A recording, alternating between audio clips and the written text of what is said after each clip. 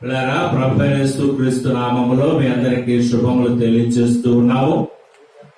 ఇంతవరకు పాటలతో దేవుని స్తుతించాము, ఆయన నామాన్ని గణపరిచాము. మీలో ఎవరైనా సంతోషంగా ఉంటే అతను పాటలు పాడి దేవుని స్తుతించాలి, గణపరచాలి. స్తుతి యాగం అర్పించేవాడు నన్ను మహిమపరుస్తూ ఉన్నాడని వాక్యము సెలవిస్తూ ఉన్నది. మరి ఇప్పుడు దేవుని మాటలు విందాం.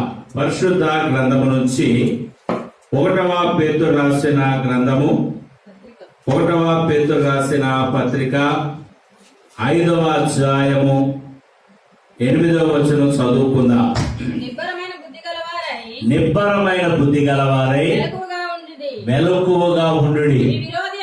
మీ విరోధి అయిన అపవాది గర్జించు సింహము వలె ఎవరిని మృంగుదునని వెతుకుచూ తిరుగుచూ ఉన్నాడు. చిన్న ప్రార్థన చేసుకుందాము. స్తుతులకు పాత్రుడా, స్తోత్రాలుడా, గొప్ప దేవా, నీ వాక్యాన్ని మేము ధ్యానిస్తూ ఉండగా మాలో ఎవరెవరైతే చూస్తూ ఉన్నారో వారిలో మంట పుట్టించమని ప్రార్థన చేస్తూ ఉన్నాను. పరిశుద్ధాత్మ దేవుడా, నాతోనూ మాతోనూ అందరితోనూ మాట్లాడండి.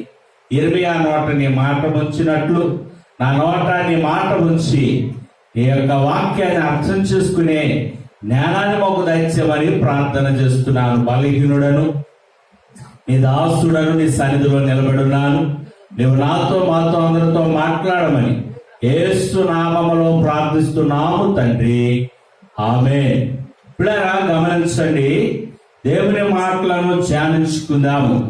ఇవి చివరి రోజులు, ఆఖరి రోజులు. ఈ రోజుల్లో దేవుని మాటలను మనము ధ్యానము చేయాలి. పిల్లరా, మళ్ళా ఈ వాక్యాన్ని చదువుకున్నట్లయితే నిబ్బరమైన బుద్ధి గలవారమై మెలకువగా ఉండి మీ విరోధి అయిన అపవాది గర్జించు సింహము వలె ఎవరిని మృంగుదునని వెతుకుచూ తిరుగుచూ ఉన్నాడు. ఇప్పుడారా, మరి ఇక్కడ చాలా ప్రాముఖ్యమైన అంశాలు జ్ఞాపకం చేస్తూ ఉన్నాడు. ఈరోజు ఈ సింహమును గురించి కొన్ని మాటలు, ఈ గర్జించు సింహమును గురించి కొన్ని మాటలు పరిశుద్ధాత్మ నడిపింపు ద్వారా జ్ఞాపకం చేసుకుందాం. ఇప్పుడారా, మీ విరోధి అయిన అపవాది దేవుణ్ణి నమ్ముకున్న మనందరికీ, దేవుణ్ణి ఎరిగిన మనందరికీ, ఆయన వాక్యాన్ని చదివే మనందరికీ ఒక విరోధి ఉన్నాడు. వాడు క్రీస్తు విరోధి. ఆయన పిల్లలకు కూడా ఆయన విరోధి.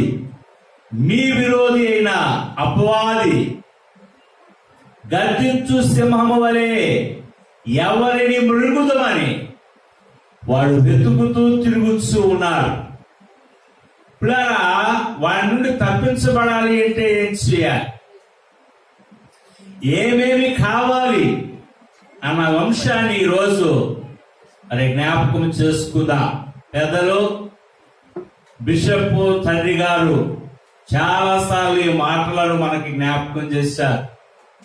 మరలా మనం జ్ఞాపకం చేసుకొని మరలా మనము కాపాడుకుందాం. పులారా, కనుక మీ విరోధి ఆయన అపవాది గర్జించు సింహము వలె ఎవరిని మృంగుదుమా అని వాడు వెతుకుచూ ఉన్నాడు. ఈ సింహము నుండి ఎలా తప్పించగలుగుతాం అని మనం చూసుకున్నట్లయితే కొన్ని మాటలు ఈ గ్రంథములో వ్రాయబడి చాలా అంశములు ఉన్నవి, కానీ అది కొన్ని అంశాలు మాత్రమే ఇందులో ధ్యానం చేద్దాం. మొదటిగా మనం చూసుకున్నట్లయితే గర్జించు సింహము. కొన్ని సింహాలను గురించి నేను చెప్పాలని ఆలోచన చేస్తూ ఉన్నా. మొదటి సింహము మనం చూసుకున్నట్లయితే అరణ్యములో ఉంటుంది. అరణ్య సింహం అన్నారు దీన్ని. సింహము అడవికి రాజు, మృగరాజు. అరణ్య సింహము. ఈ సింహము నచ్చిన ఆహారాన్ని తింటుందని మనం అనుకుంటాం, కానీ సింహాన్ని పోషించేవాడు కూడా దేవుడే. మరి ఒక పాట, పర్వతములో పశువులకు గడ్డిని మొలిపించే దేవుడు, అరచు పిల్ల కాకులకు ఆహారం ఇచ్చే దేవుడు. అంత మాత్రమే కాకుండా సింహము పిల్లలను కూడా దేవుడు పోషిస్తాడని వాక్యంలో మనం చూడగలుగుతున్నాం. 104వ కీర్తన 2వ వచనంలో 21వ వచనంలో చూసుకున్నట్లయితే ఇక్కడ ఒక చక్కని మాటలను జ్ఞాపకం చేస్తూ ఉన్నారు. 104వ కీర్తన 21వ వచనం, సింహపు పిల్లలు వేట కొరకు పిల్లరా, అడవిలో ఉన్న సింహము పిల్లలు వేటాడడానికి ఆహారాన్ని సంపాదించుకోవడానికి కోసము గర్జించుచున్నవి. తన ఆహారము వాళ్ళు ఎంత గర్జించినప్పటికీ, అవి ఎంత వేటాడినప్పటికీ వాటి ఆహారము దేవుని చేతిలో ఉన్నవి. దేవుని చేతిలో ఉన్న ఆహారమును తీసుకొనుచున్నవి. సింహము పిల్లలకు ఆహారం సిద్ధపరిచేవాడు దేవుడు. పిల్లరా, ఇందులోనే ఇంకొక మాటలు జ్ఞాపకం చేసుకుందాం. 34వ కీర్తనలో 10వ వచనంలో జ్ఞాపకం చేసుకున్నట్లయితే మరొక మాటను ఇక్కడ జ్ఞాపకం చేస్తున్నాడు కీర్తనాకారుడు. సింహపు పిల్లలు లేమిగలవై ఆకలి గొర్రెను యెహోవాను ఆశ్రయించు వారికి ఏ మేలు కొదువుగా. సింహము పిల్లలు లేమిగలవై ఆకలి గొర్రెను, కానీ యెహోవాను ఆశ్రయించు వారికి ఏ మేలు కొదువగా లేదని. ఈరోజు దేవుని సేవకులకు కొదువు ఉందనుకుంటున్నారు, కానీ దేవుడు వారికి సమృద్ధిగా ఇచ్చే దేవుడు ఆయన. ఇప్పుడు ఆయన దేవుడు విడిచిపెట్టేవాడు కాదు. ఇక్కడ గమనించినట్లయితే యెహోవా యందు భయభక్తులు కలిగి ఆయన త్రోవ యందు నడుచువారందరూ ధన్యులు. నిశ్చయముగా నీ చేతుల కష్టార్జితను అనుభవిస్తావు. తన ప్రియులు నిద్రించుచుండగా వారికి ఆహారం ఇచ్చే దేవుడు ఆయన. ఎవరికి ఆహారం ఇస్తాడు? ఎవరైతే యెహోవాను ఆశ్రయిస్తారో వారికి ఆహారం ఇచ్చే దేవుడు. కనుక అరణ్యములో సింహాలను పోషించేవాడు దేవుడు. ఇప్పుడు ఒక చిన్న కథ నాకు గుర్తొస్తూ ఉన్నది. అడవిలో ఒక సింహం ఉన్నదట. ఆ సింహానికి పిల్లలు ఉన్నవి. అదే అడవిలో ఒక లేడీ, దాని పిల్ల కూడా ఉన్నది. పిల్లరా గమనించండి, ఈ లేడీ లేక ఒక చిన్న లేడీ పిల్ల దానికి పుట్టింది. అవి గుహలో జీవిస్తూ ఉన్నవి. పాలు తాగినంత వరకు దాన్ని జాగ్రత్తగా కాపాడుకుంటూ వచ్చింది. మరి ఆహారము సంపాదించుకోవడానికి ఆ లేడీ బయటికి వెళ్ళాలి కనుక ఆ పిల్లకి చెప్పిందమ్మా, మరి నేనున్నంత వరకు నువ్వు ఎలాగున్నా పర్వాలేదు, కానీ నేను ఆహారం కోసం బయటకు వెళుతున్నాను. నువ్వు మాత్రము ఈ గుహలో నుండి బయటకు రావద్దు. బయట సింహాలుంటాయి, పులులుంటాయి, ప్రమాదం ఉంటుంది, నువ్వు దాన్ని గ్రహించలేవు, కనుక నువ్వు బయటికి రావద్దని చెప్పి ఆ తల్లి మరి ఆహారం కోసం బయటకు వెళ్ళింది. పిల్లలు మరి ఎంతసేపు లోపల ఆడుద్ది? ఆడి ఒక్కసారి బయటకు చూసింది. చక్కని గాలి, పిల్ల గాలి, చల్లగాలి. ఆ గాలికి బయటకు వచ్చి తను మరిచిపోయి ఆడుకుంటుందట ఈ లేడీ పిల్ల. ఇప్పుడు అలా జరిగింది ఏమిటంటే, ఈ ఆట కాస్త సింహము చూసి దాని ఒక్క దెబ్బతో అది కరించి చంపేసి చూస్తేనేమో లేత లేడి పిల్ల మాంసం. ఆ సింహానికి కూడా పిల్లలు ఉన్నవి, వాటికి ఆహారం తిని పెట్టాలని అది చూస్తా ఉండి మరి ఆ పిల్లలను తీసుకురావడానికి వెళ్ళాలి. అంతవరకు ఆ యొక్క మాంసానికి లేక ఆహారానికి కాపలా ఎవరు? ఆ పక్కనే ఒక గుంట నక్క ఉన్నదట. ఏ నక్క, ఇట్రా, నేను వెళ్ళి నా పిల్లలు తీసుకొచ్చేదాకా జాగ్రత్తగా దీన్ని కాపాడు. సహజంగా గుంట నక్కలు ఏం చేస్తే సింహం తిని వెళ్ళిపోగానే ఆ మిగిలిన మాంసాన్ని తిని వారి యొక్క ఆహారాన్ని సంపాదించుకునే విధానాన్ని మనం చూస్తా ఉన్నాం. అలాగే అంది వెళ్ళిపోయింది సింహము పిల్లలు తీసుకురావడానికి. ఎంతసేపు చూస్తుంది ఈ నక్క నోరు ఊరుతుంది, ఎదర ఆహారం ఉన్నది. చూసి చూసి ఒక చెవు తినేసింది. ఒక చెవు తింటే లాభం లేదని ఇంకో చెవు కూడా తినేసింది. తిని ఏమీ ఎరగని నక్కలా కూర్చుంది. ఇప్పుడు అలా గమనించండి, ఇంతలో సింహం పిల్లలు వచ్చాయి. అవి తినబోతుండగా తల్లి చూసింది, అరే ఆగండి, ఈ లేడికి చెవులు లేవు, పుట్టుకతో చెవులు లేవా, ఉండి ఎవరైనా తినేశారా? ఏ నక్క నువ్వేమైనా తిన్నావంటే లేదండి తినలేదు, నేను అలాగే చూస్తున్నానని చెప్పింది. మరి ఎవరికి తెలుసు దానికి చెవులు ఉన్నాయో లేవో? ఎంతలో దూరముగా ఉండి తన తల్లి వస్తా ఉంది. చూసింది, పరిస్థితి అర్థమైపోయింది. ఈ నక్కేమో భయపడుతుంది. ఆ తల్లి ఏం చెప్తుందో, నేను తిన్న విషయం చెప్పిందంటే ఈ సింహం నన్ను కూడా చంపేస్తుందని ఆ నక్క భయపడుతూ ఉంది. ఇంతలోగా తల్లి రాగానే సింహం అడుగుతుంది, ఏమ్మా ఇది నీ పిల్లేనా? నా పిల్లేనండి. దీనికి చెవులున్నాయా అంటే ఆ లేడీ చెప్పిన సమాధానం ఏంటి? లేవండి. వెంటనే ఆ లేడీని తిని వెళ్ళిపోయారు.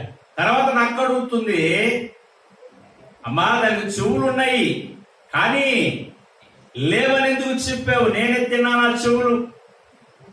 అప్పుడు ఆ తల్లి అంటారా, నిజంగా దానికి చెవులే ఉంటే ఈరోజు ఈ పరిస్థితి, ఈ పంచాయతీ వచ్చేది కాదు. ఇప్పుడు మనకు కూడా చెవులున్నాయి కానీ దేవుని వాక్యాన్ని వినలేని స్థితిలో మనం ఉన్నాం.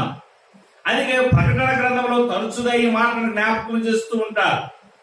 చెవులు గలవాడు సంగములతో ఆత్మ చొప్పు సంగతులు చెవి గలవాడు వినుడు గాకని వాక్యము సెలవిస్తున్నది. కనుక ఈ వాక్యాన్ని వింటున్న మనకు దేవుడు వినదగిన చెవులు అనుగ్రహించును గాక. ప్రియ దేవుని సంగమా, ఈ మొదటి సింహాన్ని మనం చూసుకున్నట్లయితే ఇది అరణ్య సింహము. దీనివల్ల మనకి పెద్దగా ప్రమాదం లేదు. అరణ్యమనానికి వెళితే అప్పుడు మనకి ప్రమాదం, కానీ ఇది అరణ్యంలో ఉండే సింహము, అరణ్య సింహం అన్నారు. రెండవదిగా చూసుకున్నట్లయితే ప్రతి గ్రామంలో ఒక సింహం ఉంటుందట. ఆ సింహం పేరు ఏమిటంటే గ్రామ సింహము. ఎవరి గ్రామ సింహం అంటే కుక్కకి మరో పేరు గ్రామ సింహము. ఫిలిప్పీలకు రాసిన పత్రిక 3వ అధ్యాయము 2వ వచనం చూసుకున్నట్లయితే ఈ కుక్కల విషయమై కొన్ని మాటలు రాస్తూ ఉన్నారు. ఇక్కడ కుక్కల విషయమై జాగ్రత్తగా ఉండు, దుష్టులైన పనివారి విషయమై జాగ్రత్తగా ఉండు. గమనించండి, కుక్కలు ఎవరికి సాదృశ్యంగా ఉన్నాయంటే, ఎవరికి పోలికగా ఉన్నాయంటే దుష్టులు, దుర్మార్గులైన అధికారుల మధ్య సాదృశ్యముగా ఉన్నది. దుష్టులైన అధికారుల విషయమై వారు కుక్కలతో పోలుస్తూ ఉన్నారు. కనుక ఈ గ్రామ సింహాల విషయమై నువ్వు జాగ్రత్తగా ఉండాలి, నేను జాగ్రత్తగా ఉండాలి. కనుక రెండవ సింహము గ్రామ సింహము. 3వ సింహాన్ని జ్ఞాపకం చేస్తూ ఉన్నాను. ఇప్పుడు చదువుకున్నా, నిబ్బరమైన బుద్ధి గలవారై మెలకువగా ఉండి మీ విరోధి అయిన అపవాది గర్జించు సింహం వలె ఎవరిని మృంగుదుమా అని వెతుకుతూ వాడు తిరుగుతూ ఉన్నాడు. ఈ సింహానికి పేరు ఎందుకు ఇలా వచ్చిందంటే అది దేవుని ఎరుగుని వారికి విరోధిగా ఉన్నట్లుగా చూస్తా ఉన్నాము. ప్రార్థించే వారికి, వాక్యం చదివే వారికి, వాక్యానుసారముగా జీవించు వారికి ఇది విరోధిగా ఉన్నట్లుగా చూస్తా ఉన్నాం. అది నీ గుమ్మములోకి వస్తుంది, అది అరుశుద్ధి. ఇది కలిసేది కాదు, అరిసేదే. పెద్దల జ్ఞాపకం చేశారు, అరిసే కుక్క కరవదు, కలిసే కుక్క అరవదు. ఇది గర్జించే సింహము. యేసయ్య శిలువలో దాని పళ్ళు వెర్రగొట్టాడు. ఇది అరిసేదే గాని కలిసేది కాదు. కనుక ఇది గర్జిస్తూ ఉంది. అది ఎప్పుడైతే గర్జిస్తుందో మనందరము భయపడతాం. పిల్లరా భయపడవద్దని జ్ఞాపకం చేస్తూ ఉన్నా. ఈ సింహముల గురించి మరికొన్ని విషయాలు, ఈ అపవాదుల గురించి మరికొన్ని విషయాలు పరిశుద్ధ గ్రంథములో మనం చూసుకుందాం. ఇర్మియా రాసిన గ్రంథము 4వ అధ్యాయము 7వ వచనంలో చూసుకున్నట్లయితే, పొదలో నుండి సింహము బయలుదేరి ఉన్నది, జనముల వినాశకుడు. వీడికి ఇంకో పేరేమిటో తెలుసా? జనముల వినాశకుడు బయలుదేరి ఉన్నాడు. వీడు చేసే పని ఏమిటో తెలుసా? నీ దేశమును నాశనము చేయుటకు అతడు ప్రయాణమై తన నివాసమును విడిచి ఉన్నాడు. పిల్లరా, పొదల్లో నుండి సింహము, ఈ గర్జించు సింహము, ఈ అపవాదనే సింహము పొదల్లో నుండి బయలుదేరింది. మనందరికీ తెలుసు, ఈ మధ్యన సింహం వలె అనేకులు కాటు వేస్తున్న వ్యాధి కరోనా వ్యాధి. ఇది చైనా దేశం నుండి బయలుదేరి అన్ని దేశాల వారిని, అన్ని ప్రాంతాల వారిని, అన్ని వర్గాల వారిని కాటు వేస్తూ ఉన్నది, నాశనము చేస్తూ ఉన్నది. ప్రపంచ ఎకానమీని నాశనము చేస్తుంది, ప్రపంచ ఆరోగ్యాన్ని నాశనము చేస్తుంది, ప్రపంచంలో ఉన్న నాయకుల మధ్య ఐక్యత లేకుండా చేస్తా ఉన్నది ఈ కరోనా వ్యాధి. వారి నివాసమును విడిచిపెట్టి బయలుదేరినట్లుగా చూస్తా ఉన్నాడు. ఇప్పుడు వాడు ప్రయాణమై తన నివాసమును విడిచి ఉన్నాడు. వాడు వల్ల జరిగే నష్టం ఏమిటి? నీ పట్టణములు పాడే, నిర్జీవముగా ఉండు. నీ పట్టణాలు పాడైపోతాయి. ఈరోజు సుందరమైన పట్టణాలు, ఉన్నతమైన పట్టణాలు పాడైపోయినట్లుగా చూస్తా ఉన్నాం. ప్రజలు లేరు, షాపింగ్ మాల్స్ లేవు, ఆ అందమైన పట్టణాలన్నీ కళావిహీనమైపోయి పాడైపోయేవి. నిర్జనముగా, జనము లేని పట్టణాలుగా మారిపోయి, పట్టణాల్లోనికి ఎవరు రాకూడదు, తిరగకూడదు. ఒకవేళ తిరగడానికి వచ్చిన వారు ముఖానికి ఆ రుమాలు కట్టుకోవాలి, మాస్కులు పెట్టుకోవాలి. ఇప్పుడు మాస్కులు పెట్టినంత మాత్రాన మనం రక్షించబడతామో లేదో నాకు తెలియదు, కానీ ఇక్కడ ఏమంటున్నారో తెలుసా? ఎందుకై గోను పట్ట కట్టుకొని రోదన చేయడి, కేకలు వేయడి. ఏమంటుంది తెలుసా? కచ్చిపు కట్టుకుంటే ఆగది కరోనా, చేతులు కడుక్కుంటే ఆగది కరోనా. కానీ వాక్యం ఏమని సెలవిస్తూ ఉన్నదంటే, రోదన చేయండి, కేకలు వేయండి. యెహోవా కోపాగ్ని మన మీదకి రాకుండా నిలిచిపోలేదు. కనుక గోని పట్ట కట్టుకోవాలి, కేకలు వేయాలి, ప్రార్థన చేయాలి, దేవుని స్తుతించాలి.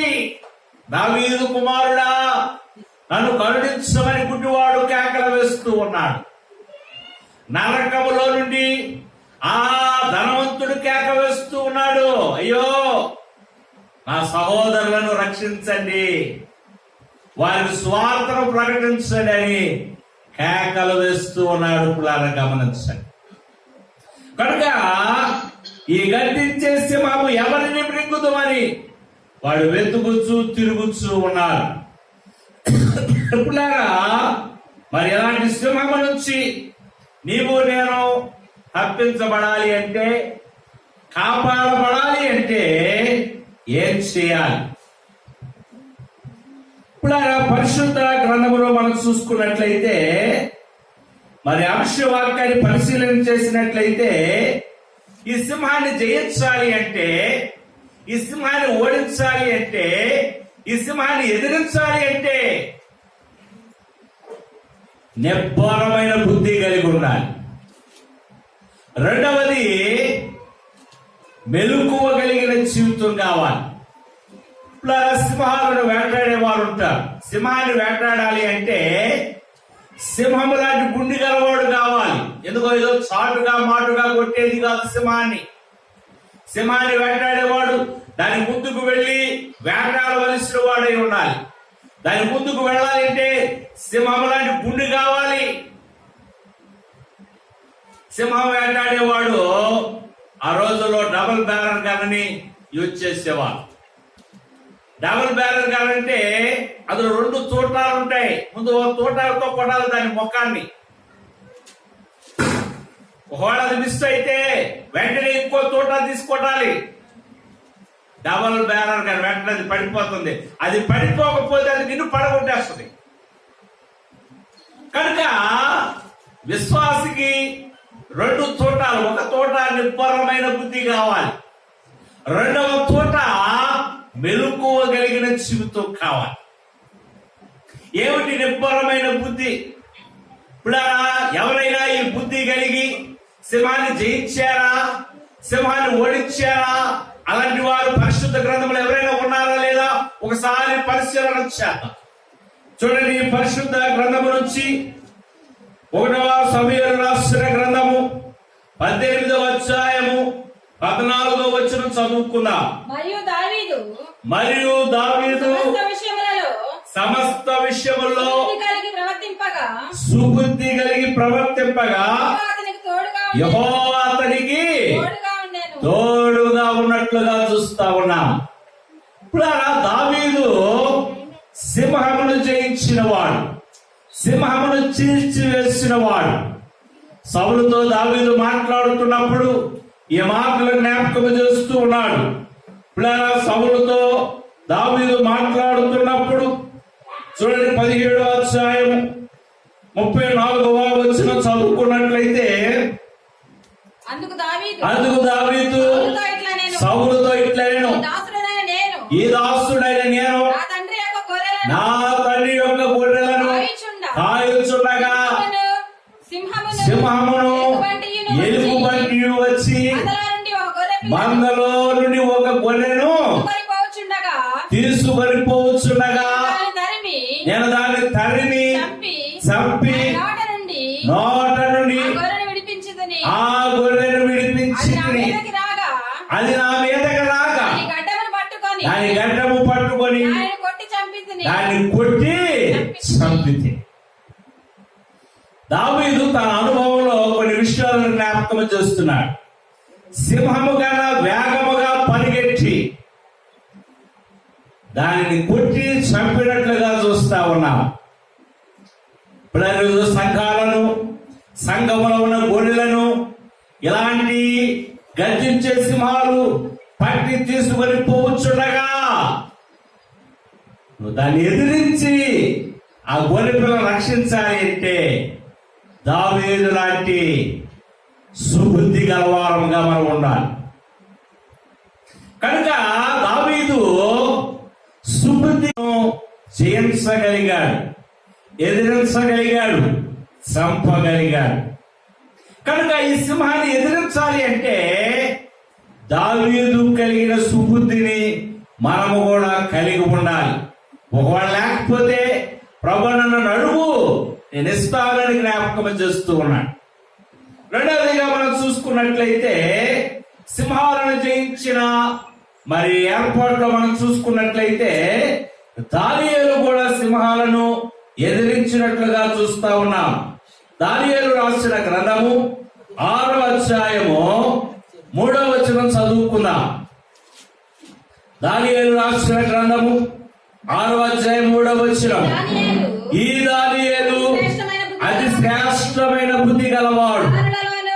ఇప్పుడు దానియేలు గురించి ఏమని రాయబడుతుంది? ఈ దానియేలు అతి శ్రేష్టమైన బుద్ధి గలవాడు కనుక సింహపు బోరులో నుండి ఆయన తప్పించబడినట్లుగా చూస్తా ఉన్నాం.